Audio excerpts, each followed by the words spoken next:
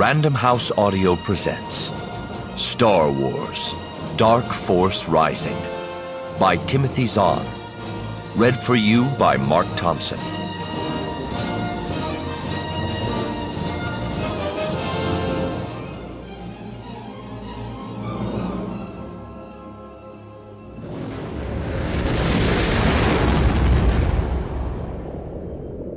Chapter 1. Directly ahead, the star was a marble-sized yellow-orange ball, its intensity moderated by its distance and by the viewport's automatic sunscreens.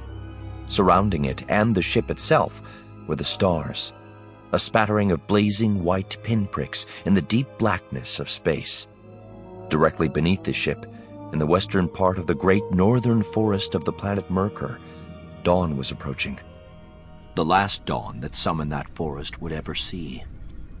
Standing at one of the side bridge viewports of the Imperial Star Destroyer Chimera, Captain Pellaeon watched as the fuzzy Terminator line crept toward the target zone on the planet below. 10 minutes ago, the ground forces surrounding the target had reported themselves ready. The Chimera itself had been holding blockade position for nearly an hour. All that was missing now was the order to attack. Slowly, feeling almost furtive about it, Pellaeon turned his head a couple of centimeters to the side. Behind him and to his right, Grand Admiral Thrawn was seated at his command station, his blue-skinned face expressionless, his glowing red eyes focused on the bank of status readouts wrapped around his chair. He hadn't spoken or moved from that position since the last of the ground forces had reported in, and Pellaeon could tell the bridge crew was beginning to get restless. For his own part, Pellaeon had long since stopped trying to second-guess Thrawn's actions. The fact that the late Emperor had seen fit to make Thrawn one of his 12 Grand Admirals was evidence of his own confidence in the man. All the more so given Thrawn's not entirely human heritage and the Emperor's well-known prejudices in such matters. Moreover, in the years since Thrawn had taken command of the Chimera and had begun the task of rebuilding the Imperial Fleet, Pellaeon had seen the Grand Admiral's military genius demonstrated time and again. Whatever his reason for holding off the attack, Pellaeon knew it was a good one. As slowly as he turned away, he turned back to the viewport. But his movements had apparently not gone unnoticed. "A question, Captain." Thrawn's smoothly modulated voice cut through the low hum of bridge conversation. "No, sir," Pellaeon assured him, turning again to face his superior. For a moment those glowing eyes studied him, and Pellaeon unconsciously braced himself for a reprimand, or worse. But Thrawn, as Pellaeon still had a tendency to forget, did not have the legendary and lethal temper that had been the hallmark of the Lord Darth Vader. "You're perhaps wondering why we haven't yet attacked," the Grand Admiral suggested in that same courteous tone. "Yes, sir, I was," Pellaeon admitted. "All our forces appear to be in position." "Our military forces are, yes," Thrawn agreed. "But not the observers I sent into Hilliard City." Pellaeon blinked.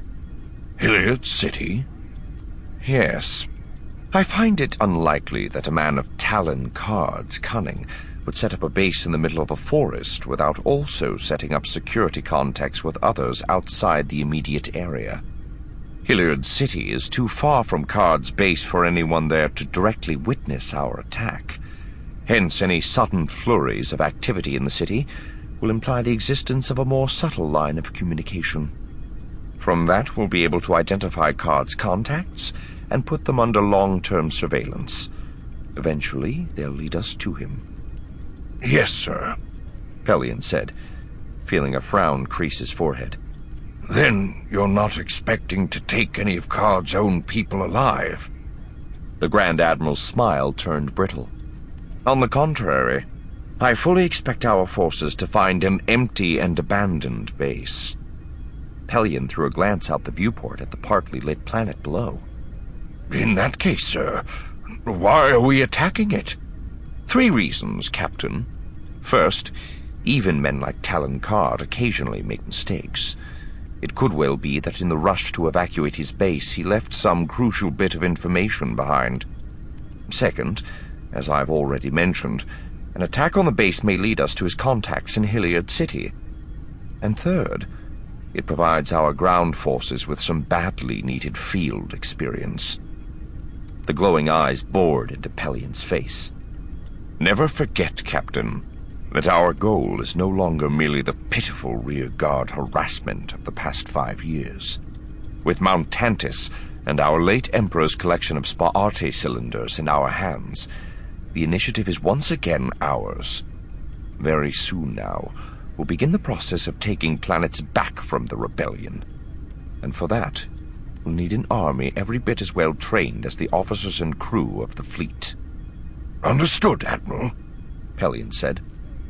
Good. Thrawn lowered his gaze to his displays. It's time.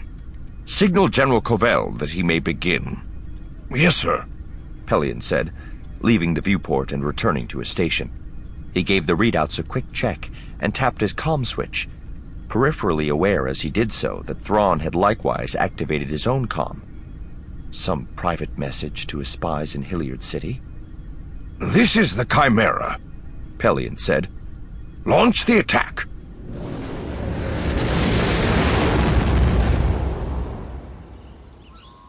Acknowledged, Chimera, General Covell said into his helmet comlink, careful to keep the quiet scorn in his gut from getting through to his voice. It was typical and disgustingly predictable. You scrambled around like mad hellions, got your troops and vehicles on the ground and set up, and then you stood around waiting for those strutting fleet people in their spotless uniforms and nice clean ships to finish sipping their tea and finally get around to letting you loose. Well, get yourselves comfortable, he thought sardonically in the direction of the Star Destroyer overhead, because whether Grand Admiral Thrawn was interested in real results or just a good rousing show, he was going to get his money's worth. Reaching to the board in front of him, he keyed for local command frequency. General Covell to all units. We've got the light. Let's go. The acknowledgments came in, and with a shiver from the steel deck beneath him, the huge AT-AT walker was off, lumbering its deceptively awkward-looking way through the forest toward the encampment a kilometer away. Ahead of the AT-AT, occasionally visible through the armored transparisteel viewport, a pair of AT-ST scout walkers ran in twin-point formation, tracking along the AT-AT's path and watching for enemy positions or booby traps. Not that such futile gestures would do Card any good. Covell had directed literally hundreds of assault campaigns in his years of Imperial service, and he knew full well the awesome capabilities of the fighting machines under his command. Beneath the viewport, the holographic tactical display was lit up like a decorative disc, the winking red, white, and green lights showing the positions of Covell's circle of AT-ATs, AT-STs, and Hover Scout attack vehicles, all closing on Card's encampment in good order. Good, but not perfect. The north flank AT-AT and its support vehicles were lagging noticeably behind the rest of the armored noose. Unit 2, bring it up, he said into his comlink. Trying, sir, the voice came back, tinny and distant through the strange dampening effects of Merkur's metal-rich flora. We're encountering some thick vine clusters that are slowing down our scout walkers. Is it bothering your AT-AT any? No, sir, but I wanted to keep the flank together. Pattern coherence is a fine goal during Academy maneuvers, Major. Covell cut him off. But not at the expense of an overall battle plan. If the AT-STs can't keep up, leave them behind. Yes, sir. Covell broke the connection with a snort. The Grand Admiral was right about one thing, at least. His troops were going to need a lot more battle seasoning before they would be up to real Imperial standards. Still, the raw material was there. Even as he watched, the north flank reformed itself, with the Hover Scouts spreading forward to take up the AT-ST's former point positions, while the lagging AT-STs themselves fell back into rearguard deployment. Sample complete. Ready to continue?